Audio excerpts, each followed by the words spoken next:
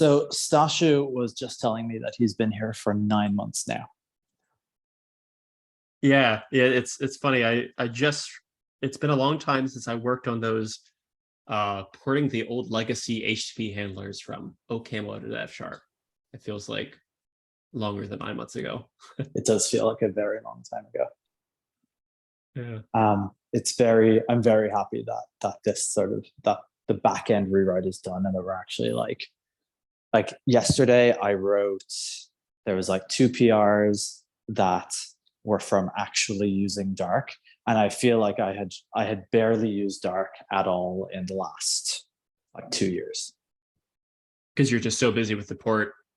Yeah, because like my job is writing Dark, and Dark is written in F sharp and Rescript. And as much as you like can have like side projects that you're going to work on, like it's just hard to use the thing when you're writing the thing in some when like writing the thing is your job, and so using the thing isn't your job. Yeah, at least for now. I mean, at some point, more and more of Dark will be in Dark. I mean, the way that I've gotten to use it is by starting to write things in Dark. And when I did, like, I was like, oh shit, this feels really fucking rough.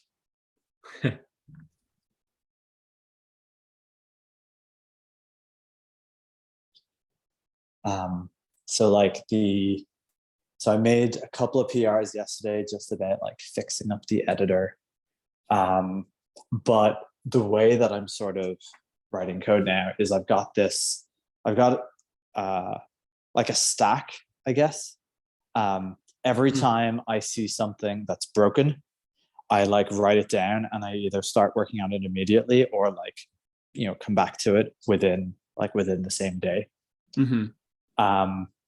And my stack very quickly got to like 20 items. Yeah, I feel like I had to draw out my stack of tasks the other day. I was facing something similar. So what was on your stack? Yeah, so static assets, porting static assets from the old OCaml backend to Dark. And the reason that there's a stack is because there's just so many blockers, which is fun. And it's funny.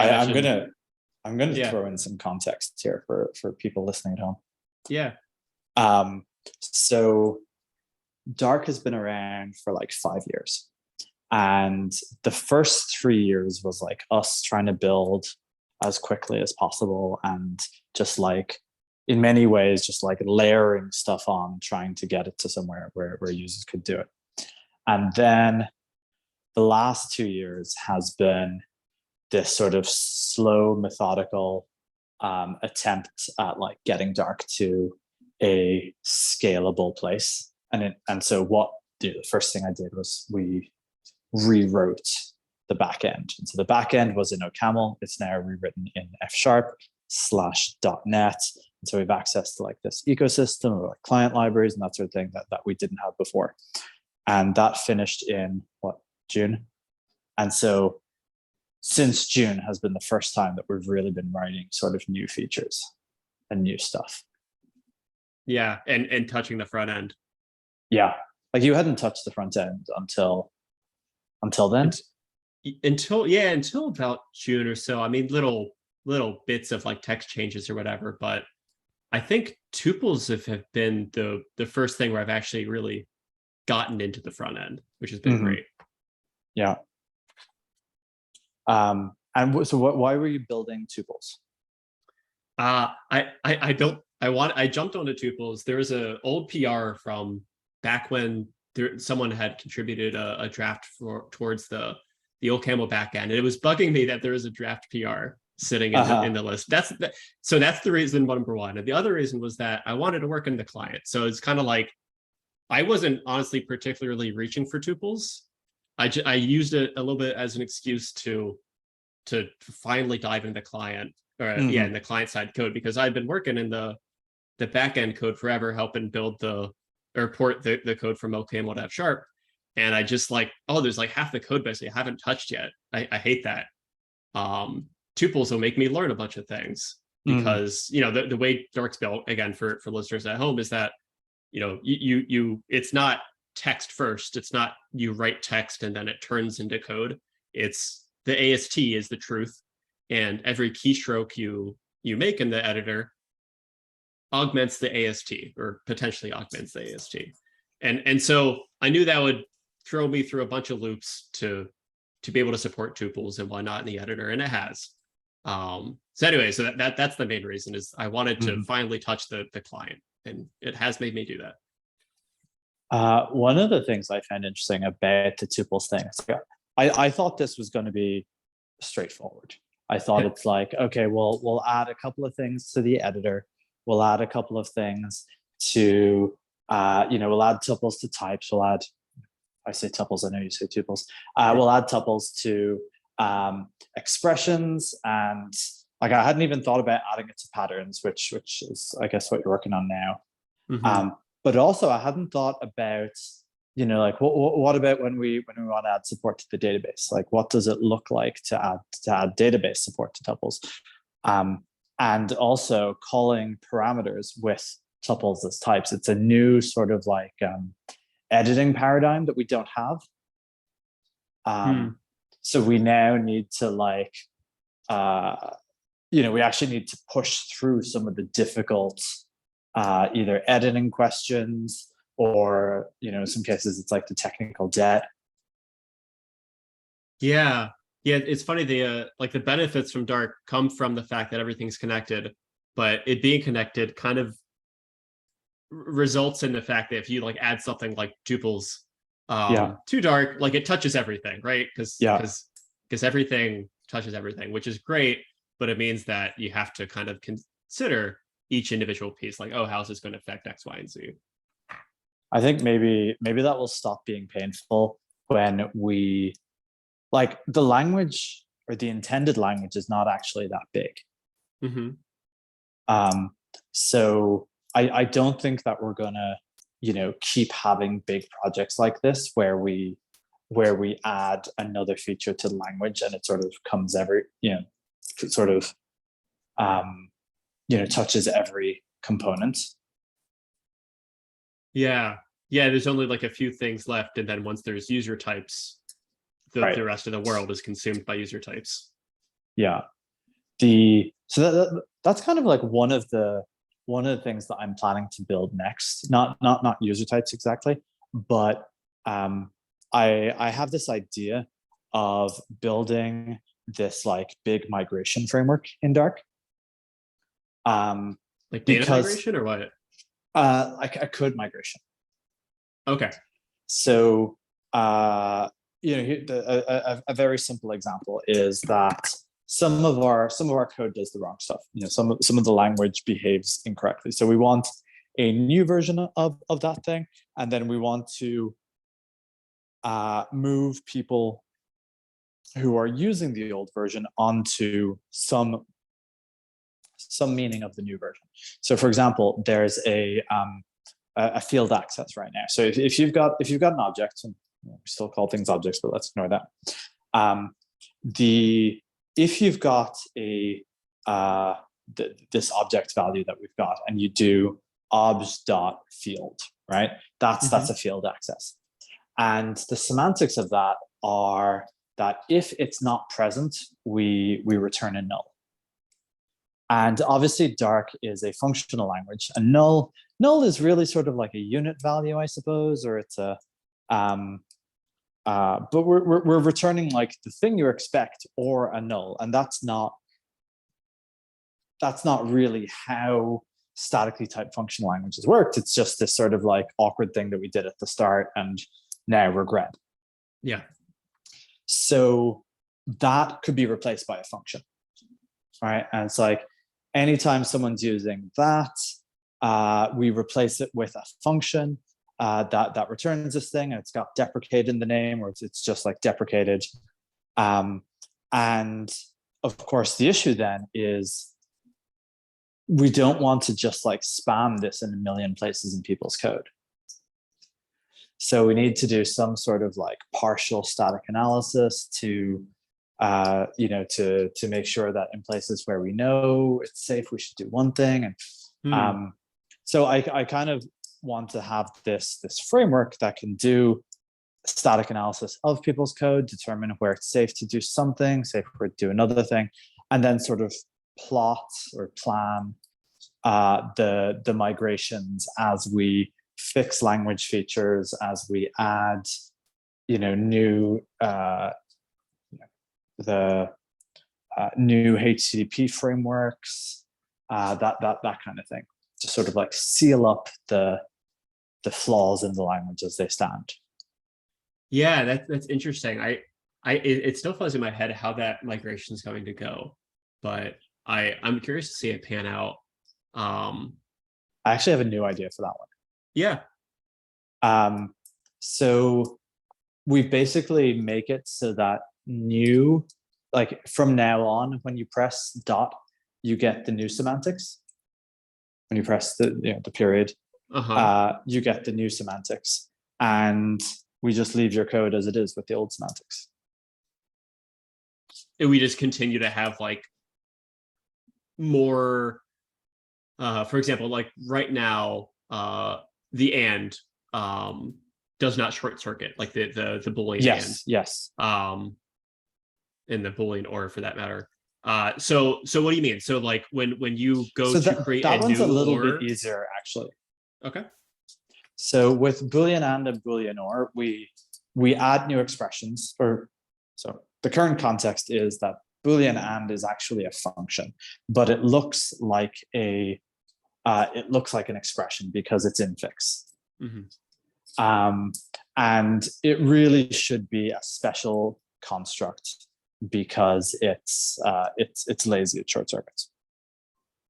So what I'd like to do is take all the existing functions and just, like they're already function calls, it's totally fine. So the only confusion is that if there's the double and or double ampersand, is that, is that Boolean and, or is that the new semantics? Is that the short circuiting thing? So we can just make the new one display correctly and make the old one display as a Boolean and, because like we have a lot of ability to just display things differently without changing how they're actually represented. Yeah, okay, that does make sense. That is easier.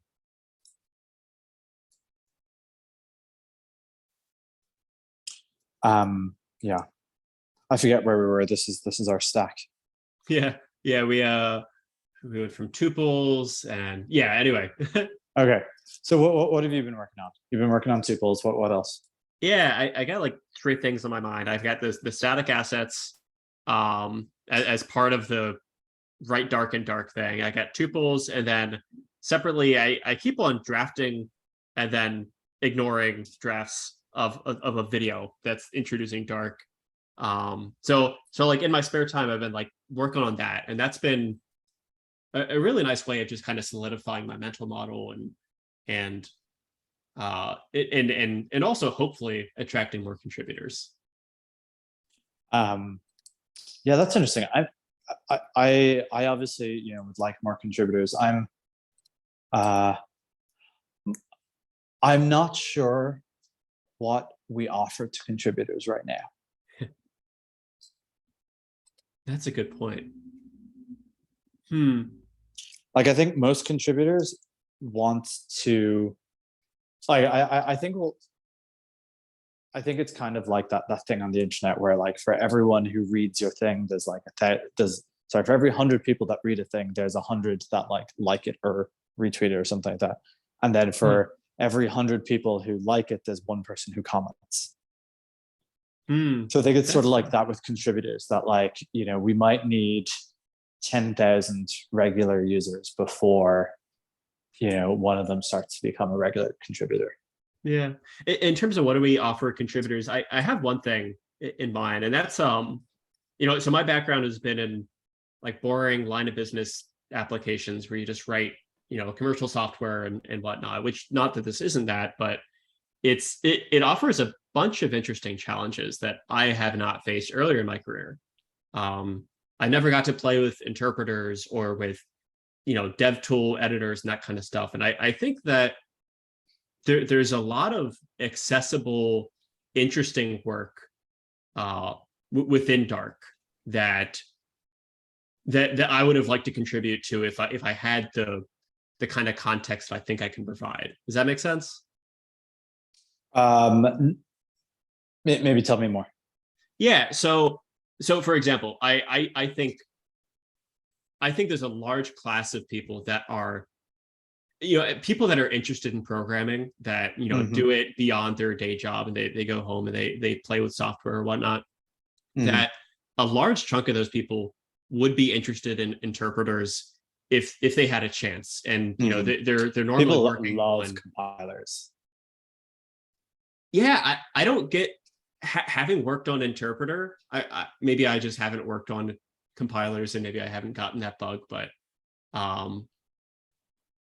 I think it's really interesting work. And I think especially people in like functional programming world, there's something beautiful about writing an interpreter in a functional language. Like I think there's a lot of interesting challenges and whatnot. In fact, one of my favorite books when I was initially learning F# was an old book by I think Peter Sestoff or something like that. It's called Programming Language Concepts, and it's about writing programming languages in Dark. In Dark? And it's in F#.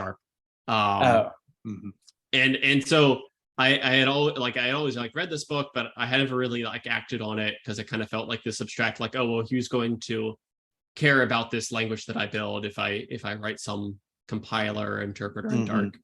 And in F#. But I think with Dark, there's an interesting opportunity to have a direct impact. Anyway, I think there's a lot of interesting technical challenges to it, and also for there's a class of people that are interested in Dark, but want features faster. Hopefully we get those people. Yeah, we get enough people. I don't know where I'm going. I'm going off on a tangent. Yeah. Well, so the funny thing is that there's a lot of people who have a lot of talent of doing, like you said, line of business apps, right? Building interactive forms, let's call it, for sake of things, and using APIs and that sort of thing. And that's actually one of the areas that Dark is worst at. Not Dark the language, but Dark our own code base. I've been working on this recently, and we don't have something as simple as a reusable composable form. I've just started adding in Tailwind. There's 1,000 lines of CSS that we would like to convert to Tailwind, and there's a lot of reusable code that could be abstracted, and it's all HTML and CSS, and maybe it's in Rescript, which I think is a little bit difficult for people to get into. But I think if you know what Dark is, I think there's editing Rescript is easy. But what I'm trying to get at is that I think people look at Dark and they think, oh, I can't contribute because interpreters are difficult. It's honestly, we're having challenges with CSS. If you want to help us out, and you want to take some badly interacting form or something like that, or something that just doesn't have an animation. There's so many things that don't have animations and need them. That there's a lot of value to be provided there. Yeah, for sure. There's a ton of client work to do. It's I'm only now starting to see the giant bag of client work to be done because we're getting out of the F# land.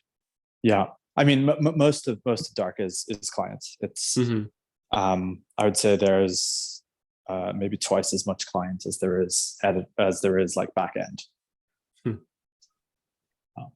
And I think that'll be even more true as we're starting to carve away at the existence of the backend and starting to write more and more in Dark.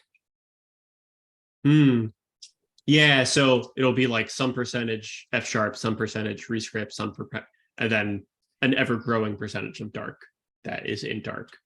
Yes. And I think like in the future, there's like, okay, we're going to rewrite the API server, or the backend of the editor. We're going to rewrite that in dark. That's nice and straightforward. Lots of code that we can delete from that. But at some point, we start to be able to write standard library functions in dark themselves. And then at some point, we start to be able to, and this is sort of like thinking way ahead, is like, in the future, there will be a dark compiler written in dark that will compile dark code. And so it'll be a liability to have all this like F sharp code, which presumably that compiler will not be able to see through, because that's how it tends to go. And so when you get to like a sort of mid or late stage compiler, you start to wish that all the standard libraries that you wrote in C, or in our case in .NET for speed, start to become a liability because the optimizer can't see through them. So I think we'll have a day where we're actually deleting, standard library codes, migrating that into dark code so that it can be like optimized and compiled better. Wow. Yeah, I don't have nearly the compiler background you have. So like I have no idea like the performance challenges in trying to set something up like that. Yeah. I mean, honestly, like every compiler is different, and they're all sort of difficult in their own ways. But there's some patterns, and one of them is like, when you get good enough, your old hacks turn into liabilities. Your old like performance hacks turn into liabilities. Yeah. So that's what I've been working on. Oh yeah, so that was to back up as to like motivation for creating that video that I've been kind of tinkering at, hoping to get that out soon. What have you been thinking about and working on? Have you been working on the API server, and you've been actually writing in dark lately? Yeah, so my real focus is, I would say I'm not doing anything of like value, in the sense that like I'm not trying to push some big high level project over the line. I'm trying to do anything that lets me write code in dark. And so at the moment, it's like these really like simple rewriting these simple API backends. So we created this canvas. It's called dark-editor, and we're removing the API server, and just a couple of simple things. So like I wrote what was it? It was yeah. I was starting to do the delete 404s. So like I was like, what is the simplest API in the client? And one that is just like, send the 404 data. So the 404s are we store traces and tell people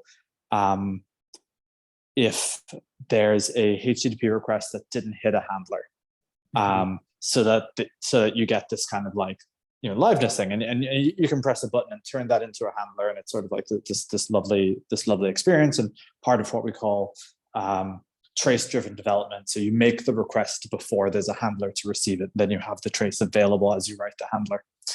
And so that there's a delete button on that. So it's like, let's write that.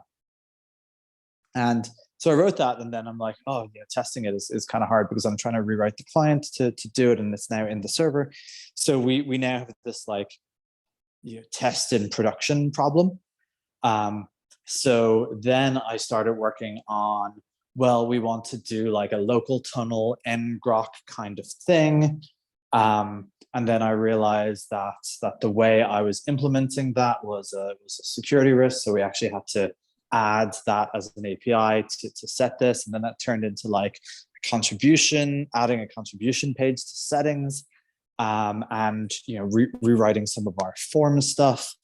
But all of it is just sort of like, when forcing ourselves to write stuff in dark, what are the problems that come up.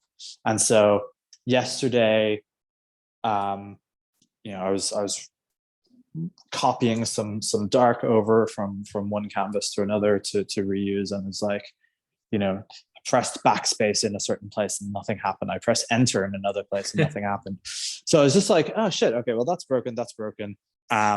There was some part of analysis that threw up a big red error bar in the bottom, and I wanted to fix the existence of the big red error bar, but really, I was just like, let's get the things that users experience while they're writing Dark fixed, and then once we're past the obvious sort of broken windows, can start to think about like, how should this work?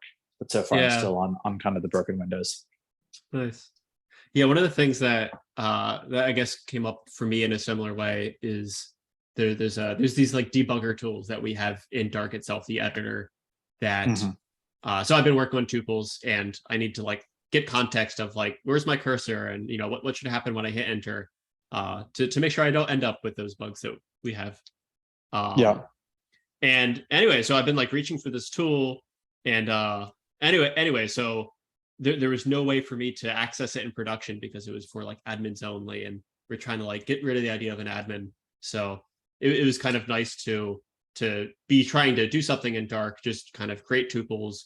I ended up trying to have to diagnose something, and added a contributor setting to be able to access those debugger tools. I guess that's not really in the same space, but adjacent.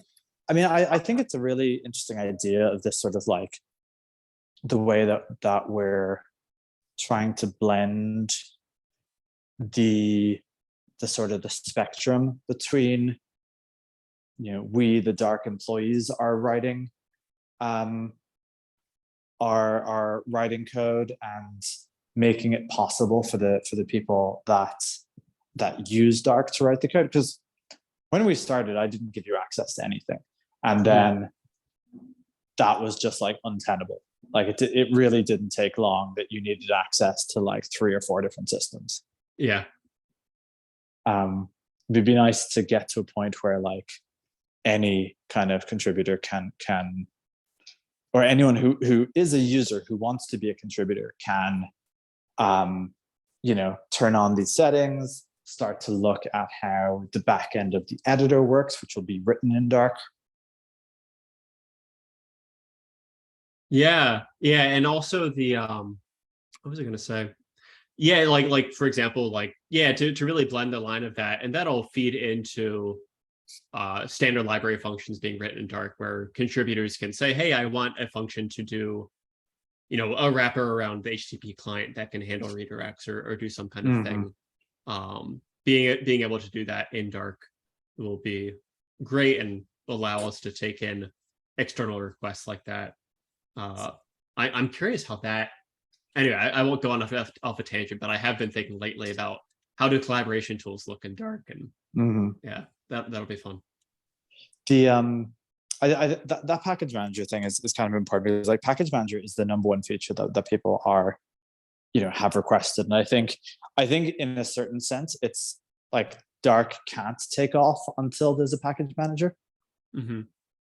Not just for like having a set of standard packages, but more a set of standard packages that people can contribute, or a set of packages that people can contribute and put their name to.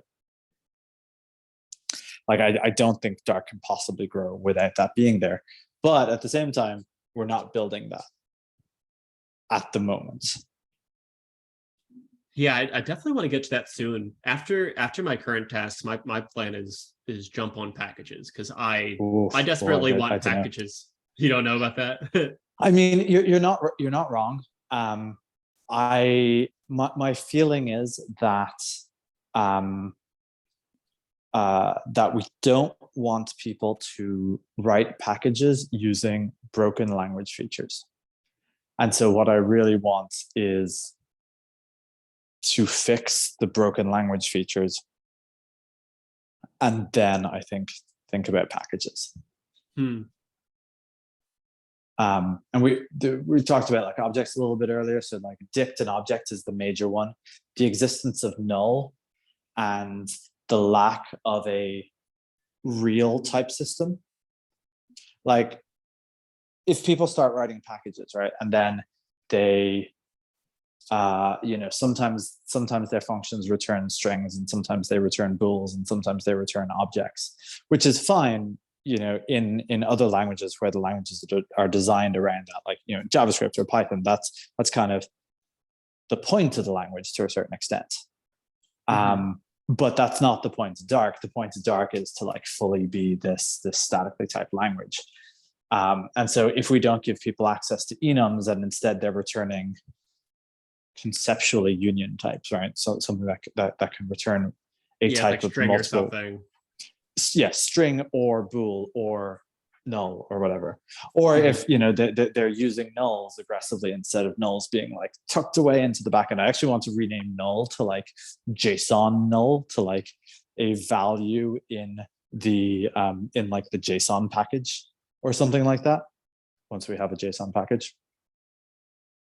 So that's kind of not exactly my objection to package manager, but like if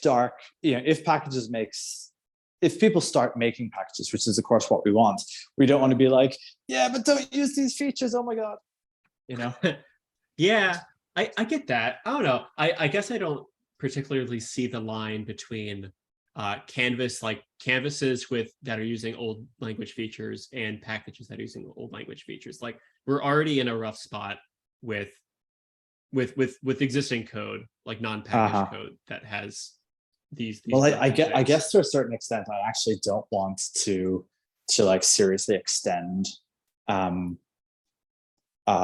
amount of code that's written in Dark. And in fact, we talked a little bit about like having a delete canvas button. Like when we create the delete canvas button, I think I'm going to send out an email that's going to be like, we strongly encourage you to delete whatever you're not using. That would be really helpful. That's true. There are a bunch of crons that are just sitting out there doing nothing every hour or whatnot. Yeah. And like I don't want to create a bunch of burden for people. Like I don't want to be like, oh, if you don't log into your canvas every month, we'll delete it, right? That would be bad. But at the same time, as people who are going to be on the hook for upgrading all code that exists, it would be great if there was less code, and in particular, like when I was doing the transition to F#, sometimes we'd run into like broken bits of something that didn't translate exactly, and something broke, and I'd email people and be like, oh, sorry, I caused you to have like 500 errors over the last hour, and they're like, oh, this canvas, I don't use that anymore. I was like, oh, I spent 4 hours on this. Oh, yeah. So I understand that. I guess, I'm just hungry for the ability to. I get the problem I'm really trying to solve is like I have a canvas, like a few personal canvases that I use. I have one I'm like porting my website to Dark. I have like crons that I email myself every day, like just random things, and I keep on creating new canvases because there's just too much stuff to fit on a single canvas, and I kind of get overwhelmed, including utility functions that I'd want to be in a package. And so that's like why I reach for packages. Yeah. For selfish reasons. Yeah. Well, there's also like, what do we want to be features of the package manager? So I'll give you one example of a thing that doesn't really exist in other package managers. Like if you make a Stripe package, I would like there to be, something in the Stripe package manager description that says this function makes external HTTP calls to api.stripe.com and no other URLs. And there's like a constricted HTTP client. I mean, just like, well, the alternative would be like, this makes HTTP calls to any API or to any HTTP thing, and therefore watch out. So not so much a restricted thing, but like, we should be able to do some analysis, and it's relatively straightforward to do analysis and tell, like, is the prefix of every single HTTP call, HTTPS API.stripe.com.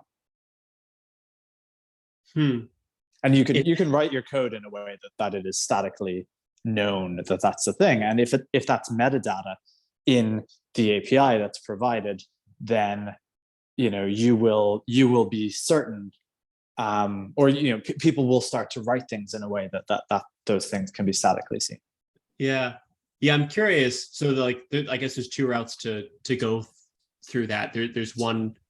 Let me back up. There's two routes to achieve that kind of goal of that text appearing there, right? So you can either restrict it and basically at the HTTP client level, if a package has declared that it will only send HTTP client calls that are to certain domains, that we cut it off right there. Or we go the other way that you're mentioning. The way the concern I have with that strategy is that, like, could you not obscure because the URL itself is a string right now, right? We might have a special type eventually, but I'm curious how much static analysis can be done that will be able to actually prevent other URLs from being created. You know what I mean? If I do like H plus T plus, really obscure it, how do you get around that? I don't know. Well, or even worse, what happens if this thing only writes to api.stripe.com, but what it actually does is it makes it adds a comment to the Stripe metadata API on someone's, some attackers on their own account. That includes all the credit cards. Yeah, and that's why, like, theoretically, I would love for Stripe to be able to publish the dark package for Stripe. For sure, absolutely. In which case, if it's like an official partner, you don't have to, worry about that as much. Yeah. Which I think is great, because then also that package could maintain its own data store, its own dark data store that it kind of encapsulates and hides from you. Right, like it might like to have a data store of like all the available versions. Because the functions are immutable, so you can't just like add them. But maybe there's access to like this sort of like public shared data store. Maybe that's like a language feature. Yeah, I think there's a lot of room for that. I think we can do really cool shit with the package manager in a way that can't be done in either can't be done or just isn't done, but could be in existing package managers, and I'm pretty excited for that. Yeah, there's so much. I mean, I keep on thinking refactorings and like you could ship so many things in the package manager. Like I love the idea of packages shipping their own refactoring tools for their own stuff. So it's sort of like when a library creates a VS Code extension for using that library. Same sort of idea. The refactorings and sort of like commands and that sort of thing that are useful as part of your package could be shipped in your package. Yeah, that does sound really promising. I guess in a sense it's like because the editor and the language are the same tool, that there's no need for like one package, there's no need for like two package things. There's no need for like the VS Code extension thing as well as the NPM thing. Like they can be the same, they can share attributes, they can be like tightly connected. Yeah, or at least have like a dependency thing that pulls them in. Yeah. How are we doing on time? We're probably at 45 minutes or more. Okay, well, we wanted to talk about what we did last month. So Should we do that? Yeah, it sounds good. Okay. Do you want to kick us off? What did you do last month? Yeah, so I spent some time working on tuples. It's a long project, so there. If for anyone who's listening who's interested, you can go in the editor and go to the settings and then contributor settings and then preview tuples. So you can create tuples, make them bigger, smaller, whatnot. And so I've been working a lot on and adding a match pattern for tuples, so you can deconstruct tuples and match 1, 2 with 1, 2, and then use that functionality. And so I've been working a lot on that, and there's a lot of interesting challenges that come with that. What happens if you're on the left side of a comma in a tuple pattern? There's just little things like that. Yeah, the editor is really full of those. It's full of though. What if we're in this exact weird edge case? There's so many of those. So I've been working on tuples, especially the tuple pattern match. I've been working on the thinner, byte-friendly HTTP client and HTTP handler for to support the static asset upload. Those are like the two big blockers for supporting static asset uploads in Dark. Again, so these are the same as the legacy version. They're just like support bytes. They're like thinner. Right now, like our HTTP client does a lot of stuff. It follows redirects. It reads the response body, and it assumes certain things about parses the JSON. It looks at text encoding. It assumes a lot about how you want to deal with HTTP client, which is good for a lot of things because you don't have to think about it as a user, but you want to also have the ability to have control. So I think long term there's going to be probably like this base client which does basically nothing, which does it does API calls and everything else is up to you, and then we have all these things that are built on top of that. But anyway, the goal was to support bytes, was to support non-textual data, so that you can upload images to your static assets upload. Right. And then the other side of that is a byte-friendly HTTP handler that's also much thinner. Again, our handlers right now, the things that are listening for HTTP requests they assume a lot of things, they do a lot of things, and they don't talk to non-textual response request bodies. They just don't handle them well. Yeah, we've had a lot of complaints about that. And so that's a huge project, much bigger than the HTTP client. And so I ended up drafting a rather big document, kind of going through what that's going to look like, or at least the first few steps. And there's a prototype in place. It works, but it's not exposed. So that was a fair amount of my work in the past month too, was working on that. All right, yeah, lots of future looking work. Yeah, lots of paving the way. I'm hoping to knock out tuples next month, so I can kind of get the payoff for one of these, because it's tough working on these long arduous processes like this. Yeah. But this is all me. Let me see. So I guess I've just been doing a lot of like miscellaneous stuff related to writing Dark in Dark.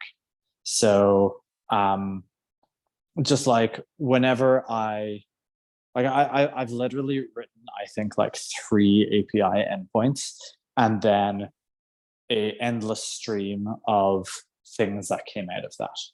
So when I tried to write one API endpoint, I hit this bug, and that bug was because we still had these old like OCaml types in the code base. And so I ripped out the old OCaml types, and that was like 4 PRs over like 3 weeks or something like that. Where they're not there anymore. And totally like a class of bug is gone, and the code base is in a much nicer form. So this is the other thing, like the client code base is a bit of a mess. And so I'm trying not to like, refactor everything. But there's a couple of places where just the mess costs us, and where the tech debt is like worth removing. And that was one of them. And then the other one is just trying to have a reusable form, a reusable text box that someone can put things into and press to submit. And this is kind of the disadvantage of writing in sort of edge case languages, that often the things aren't there. Maybe esoteric is the word.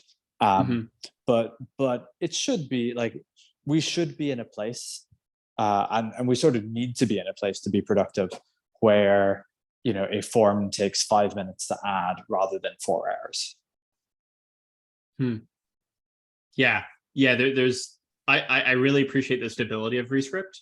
But I do remember the days I was typing in like, Angular and TypeScript, and I could just like whip up a form and it'd be done. Yeah. Well, I think a lot of people who use Rescript are using React with it, and I think that's kind of how they think about the world, and they even have like some JSX stuff built in. So a little bit of this is the fact that we're using the Elm architecture. But yeah, that's sort of what I'm working on. Just like adding Dark, and then writing Dark code, and then just like fixing bugs as they come up. And I'm, sort of forward looking. I hope to like run out of bugs and start to run into, this is annoying. Sort of like rethinking aspects of like the editor or of the layout, rather than just like, backspace should do something different there. Yeah. Well, it's definitely felt like a lot of improvements been made this month. Yeah. So. Yeah. No, I've been happy with it. Yeah. Cool. All right. Should we? Probably a good place to call it. Yeah, probably. Yeah. This has been good. All right. So this was release 5 we've been talking about, right? Start of September. Yeah. Okay. Well, yeah. Whatever the month of August. Review the month of right. The month of August, and it is now September. Yeah. No. All right. So we are hoping to do these every month. And to talk about like the last month and the next month, and just like, talk shit about what's going to happen at some point in the future. Yeah, we'll release the show notes with this. We kind of had a giant bullet list of things to maybe talk about. We'll release that with this. If there are things we didn't cover that you want to talk about, or you want us to talk about, let us know.